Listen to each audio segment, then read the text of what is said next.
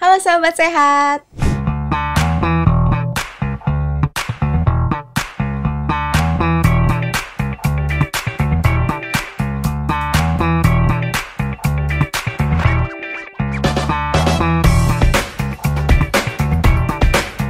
Hippocrates pernah mengatakan, "Let food be thy medicine and let medicine be thy food."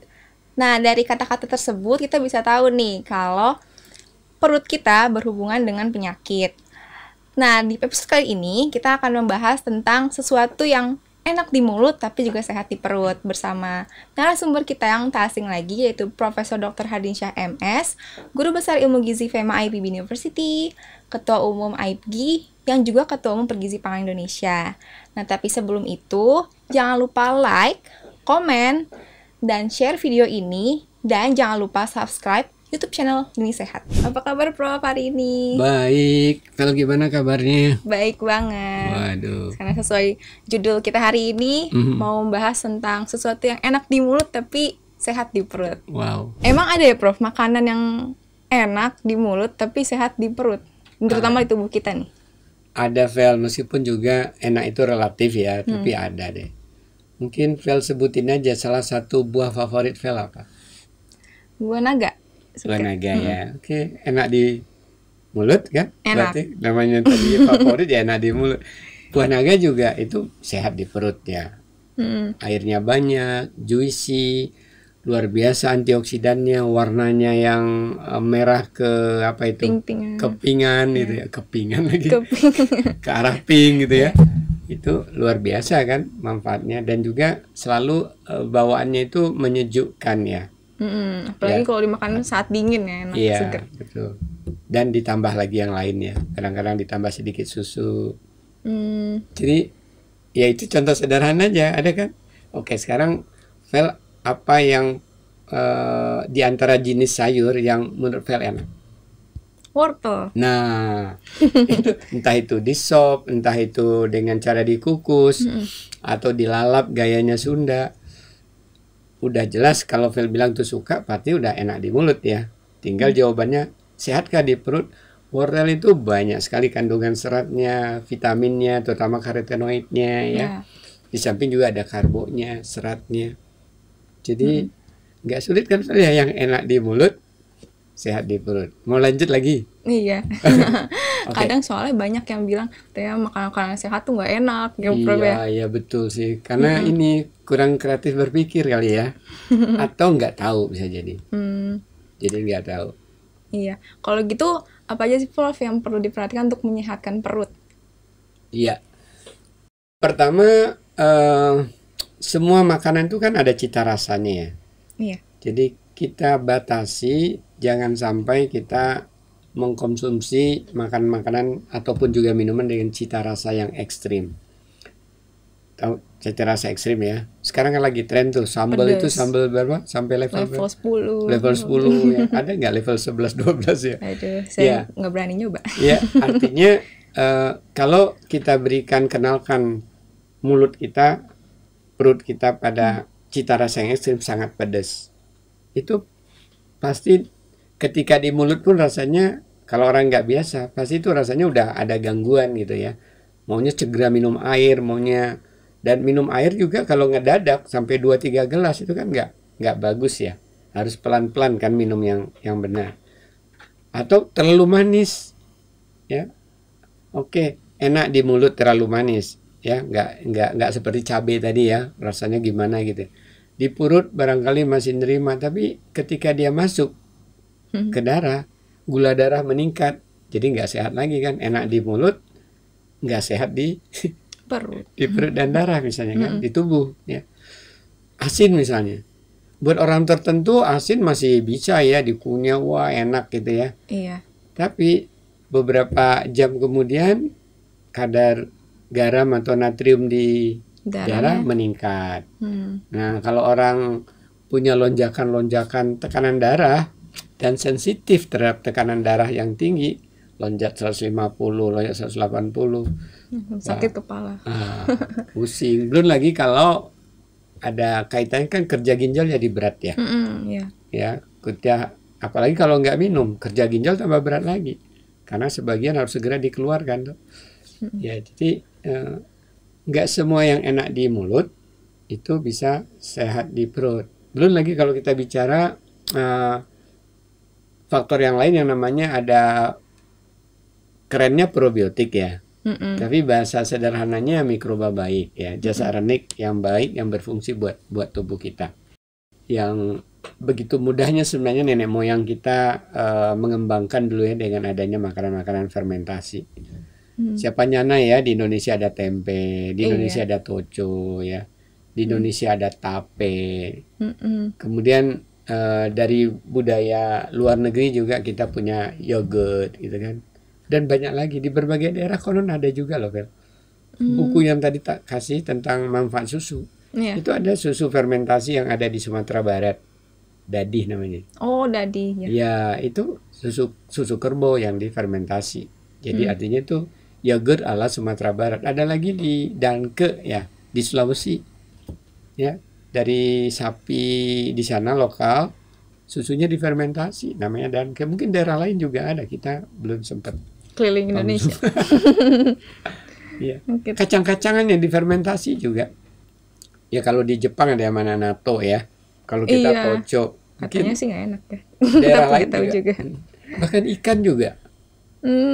Ikan ada yang difermentasi loh, Vel. Oh iya, saya juga pernah tuh. Tapi saya nggak berani nyoba karena kurang suka baunya. Ada ikan yang utuh difermentasi, ditaruh di toples-toples. Ada juga yang dia dihancurin dulu dari udang, kemudian dijadikan terasi itu. Itu kan fermentasi juga. Ya. Ada lagi yang dari buah apa namanya, duren. Duren dari fermentasi jadi apa?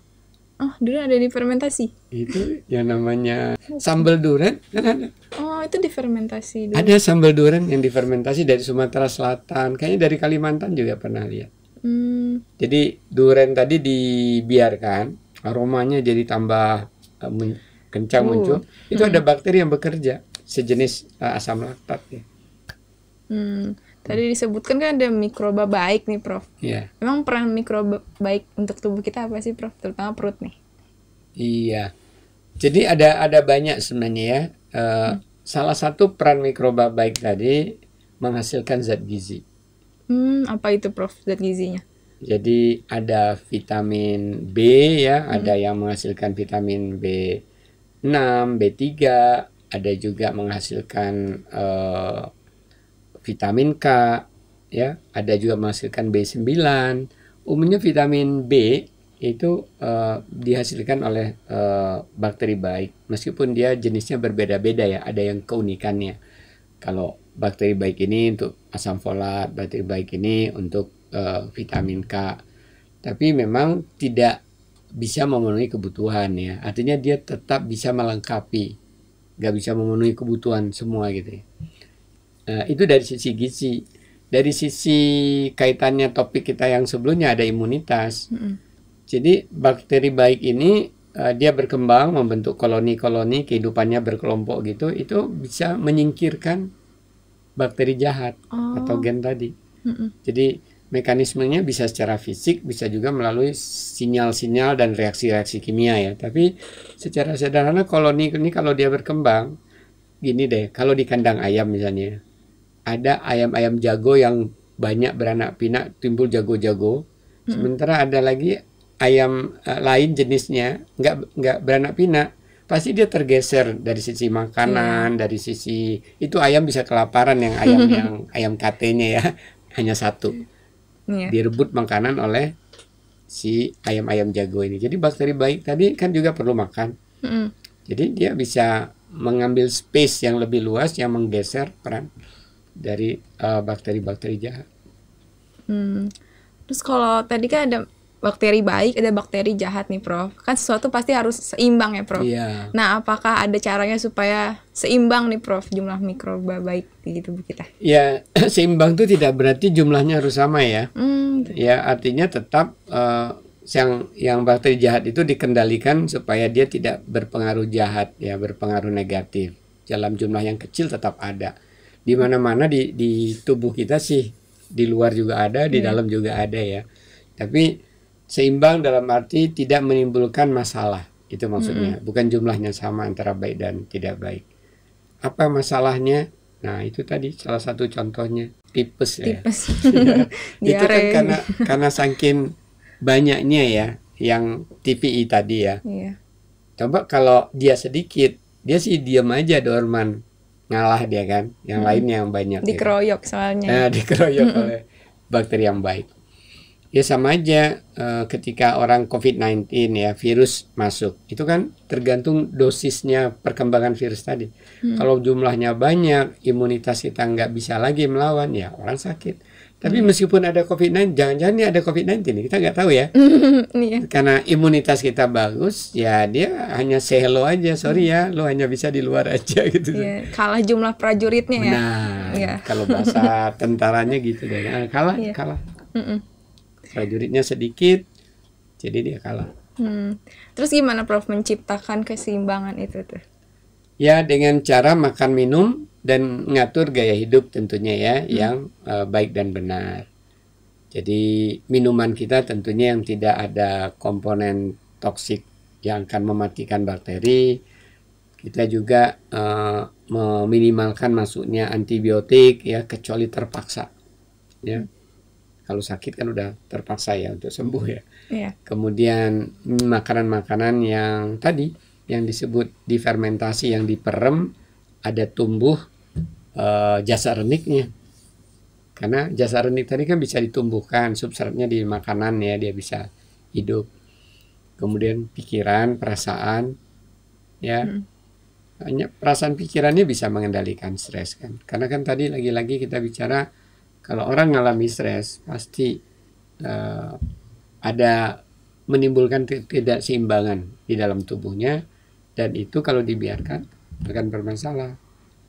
Nah, kalau itu tadi bisa dengan pikiran, positive thinking tuh ada sana. Positive thinking. Iya. Kemudian Think positive. ya think Feel positive. positive. Itu salah satu cara untuk kita nggak stres. Disiplin. Kalau ada PR kita kerjain. Mahasiswa kadang-kadang karena nggak ntar aja.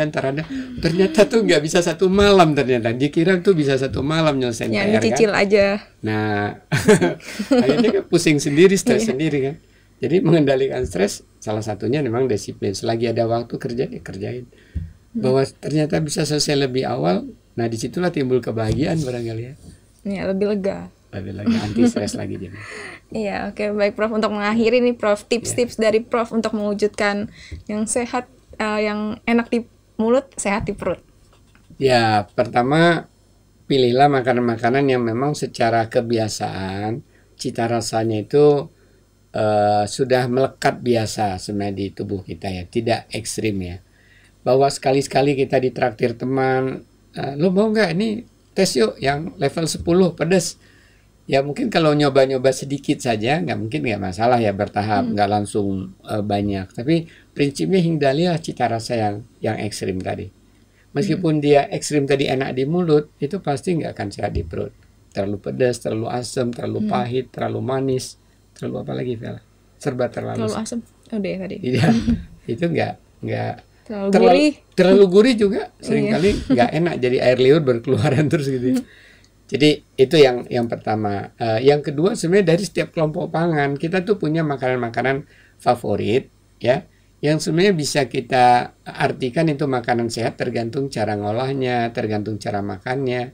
Tadi kan makan buah pilihan apa, misalnya pepaya ya. Pepaya itu kan luar biasa zat gizi dalamnya, asal nggak dimakannya 2 buah sekaligus gitu kan. Tapi kalau hanya 2-3 potong itu pasti enak, nyaman, sejuk, juicy. Terus di sini juga rasanya enak loh makan pepaya itu di perut, dingin rasanya. Atau tadi yang buah naga yang tadi. Iya. Jadi tinggal memilih di antara makanan kita tadi, tapi lagi-lagi tidak semua juga makanan yang tadi kita kira enak ketika diolahnya dengan cara nggak enak. Misalnya menggunakan minyak jelantah lain sebagainya, itu kan, atau tercemar, atau menggunakan bahan berbahaya, enak di mulut tapi nggak sehat di perut. Nah, kita kan ingin enak di mulut tapi sehat juga di perut. dan seluruh tubuh kita. Iya. Oke, baik Prof. Terima kasih atas waktunya hari ini. Obrolan sangat menarik nih Prof. Nah, terima kasih. iya, mungkin episode-episode selanjutnya bisa ditunggu nih sama sahabat sehat di rumah. Oke, baik. Terima kasih sahabat sehat. Sampai jumpa di episode selanjutnya.